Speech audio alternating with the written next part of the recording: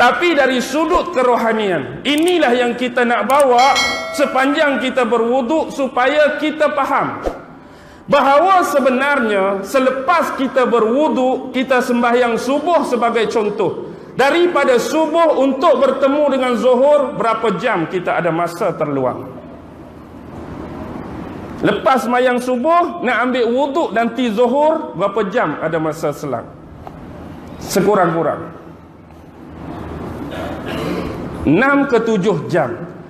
Tadi baru ambil wuduk subuh, tadi baru solat berjemaah subuh. Tetapi kita perlu ingat, sebagai manusia yang penuh kekurangan dan kelemahan, anggota-anggota yang terdedah, yang selalu dibasuh dengan air-air wuduk, inilah yang selalu banyak melakukan dosa dan maksiat. Mungkin kita singgah kedai kopi, bersembang sampai waktu zuhur. Guna dua mata ni, benda haram apa kita tak tengok sepanjang berada di luar bulan, di luar waktu zuhur tadi. Kan tengok orang tu seksi, kan tengok orang ni terbelah, kan tengok aurat orang ni, kan tengok orang tu. Nak sampai zuhur, hak telinga pula dengar macam-macam duk kedai kopi. Orang ni mengumpat, orang ni kata kat orang tu, orang ni tu, orang ni. Hak ni pula buat dosa. Hak bahagian mulut, dah lepas orang kita pula. Tu cerita hang, ni cerita aku. Hang tahu tak kisah Mak Bedah semalam? Oh, habis Mak Bedah. Hak kemarin dulu kisah Mak apa? Hantu apa piah apa tu? Ikutlah cerita apa pun. Maksudnya mulut pula buat dosa. Lepas tu mari kesya lambat, tampak meja, tepuk meja, tendang kucing, tendang anjing. Maksudnya hanya 6 ke 7 jam nak sampai zuhur. Hanilah yang selalu buat dosa.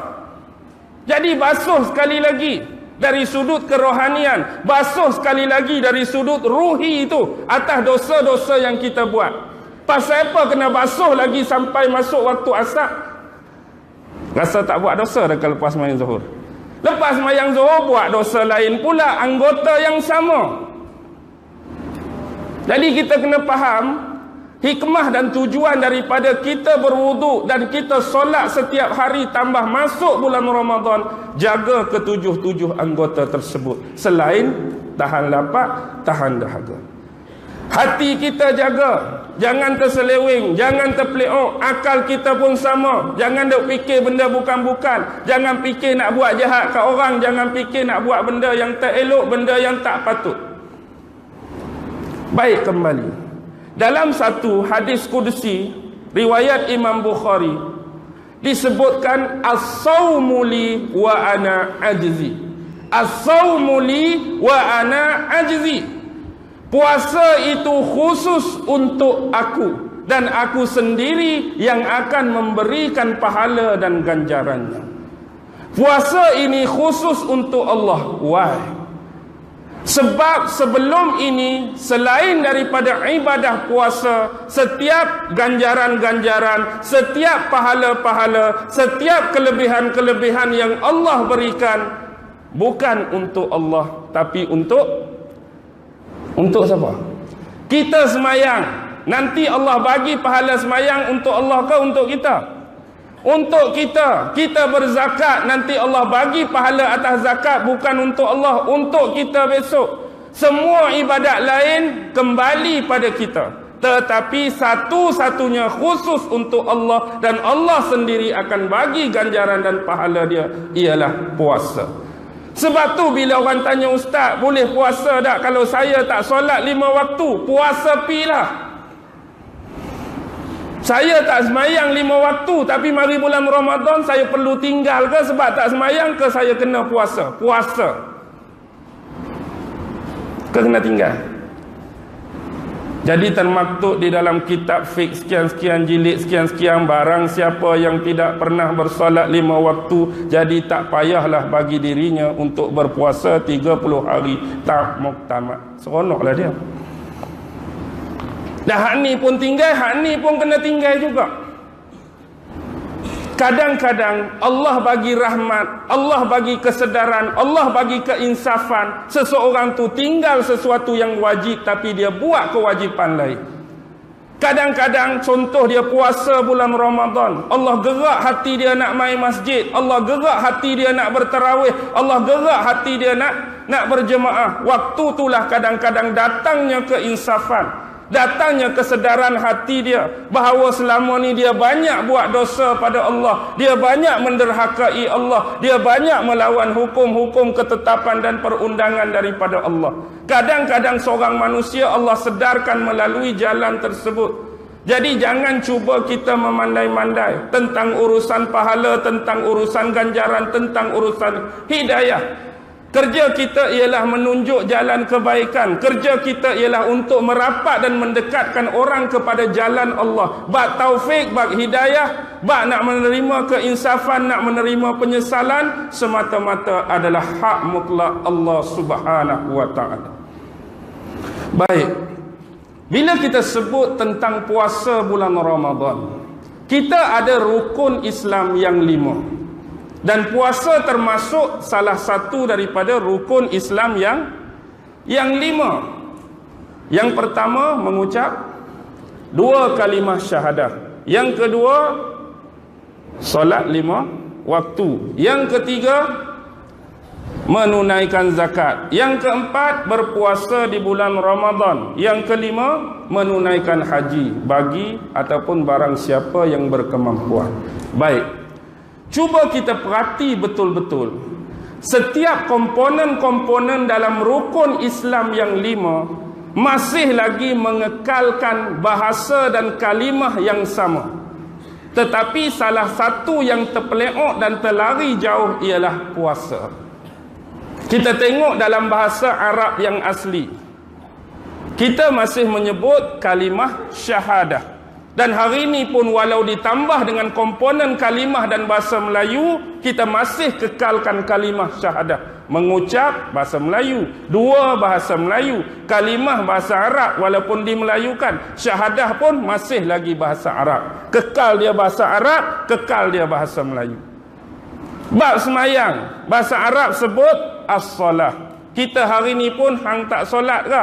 Dah solat ke? Walaupun sekali-sekala diselang dengan bahasa Melayu kita sembahyang. Sembahyang ni bahasa Sanskrit. Sebab dulu orang-orang di Nusantara yang ada agama Hindu, mereka ada satu Tuhan yang dipanggil Hyang Widi.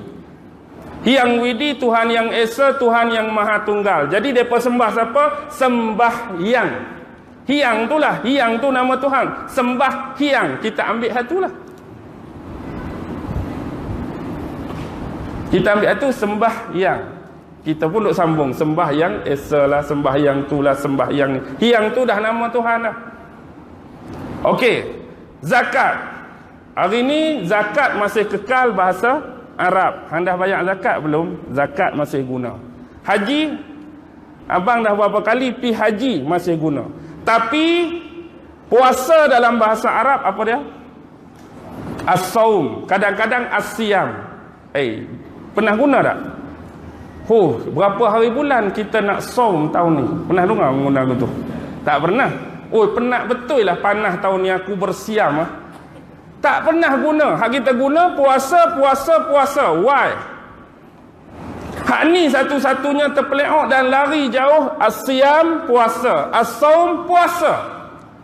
Sebenarnya kita kena faham rentetan sejarah di bahagian Nusantara kita dulu. Sebelum kemasukan agama Islam oleh pedagang-pedagang Arab dan individu-individu dalam bentuk pendakwah-pendakwah, yang lebih awal mendominasi kawasan ini ialah agama Hindu dan agama Buddha.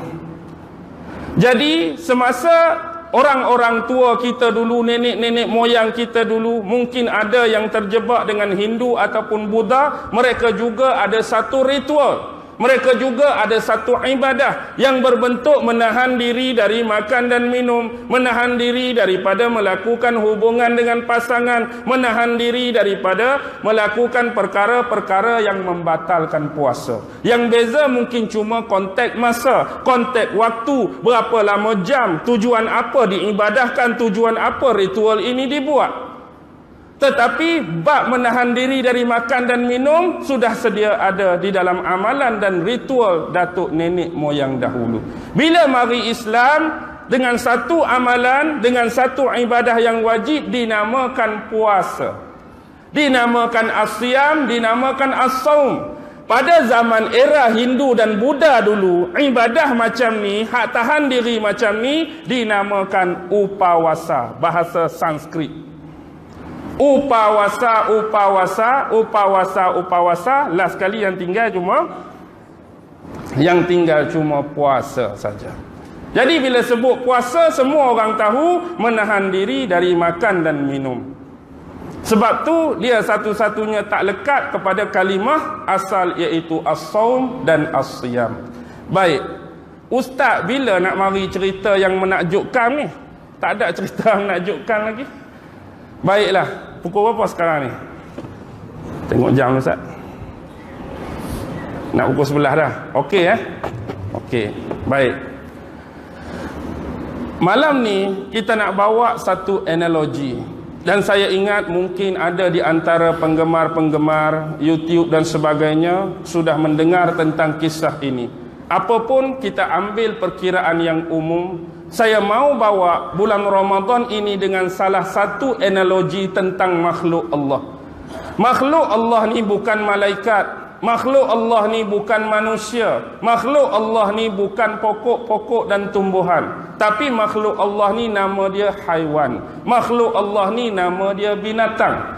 Dalam Al-Quran ada beberapa nama haiwan dan nama binatang yang Allah garap dalam Al-Quran. Firman Allah sendiri, adanya semut, adanya lebah, adanya labah-labah, adanya nyamuk, adanya babi, adanya kaldai, adanya anjing. Ini adalah nama-nama binatang yang dipermisalkan dan dicontohkan oleh Allah sendiri dalam Al-Quran. Tetapi yang saya nak bawa pada malam ini sebagai analogi dengan bulan Ramadan ialah ulat. Yang kita panggil sebagai ulat bulu mungkin, ada yang panggil ulat beluncah mungkin, ada yang panggil ulat gatai mungkin. Tapi kat Selangor ni ulat tu dia panggil ulat apa? Ulat beluncah ke, ulat gatai ke, ulat bulu? Ulat bulu. Baik, sebab dia ada bulu. Lepas tu dia jenis gatai tak?